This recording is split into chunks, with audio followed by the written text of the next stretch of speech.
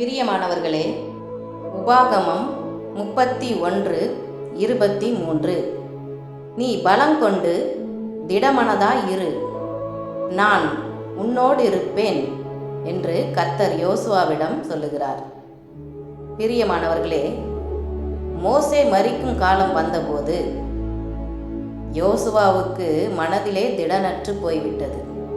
இனிமேல் யார் நம்மை நடத்துவார்கள் என்று யோசுவா பயந்து கொண்டிருந்த நேரத்திலே கர்த்தர் சொல்லுகிறார், திடமனதாயிரு, நான் உன்னோடு இருப்பேன் என்று சொல்லுகிறார்.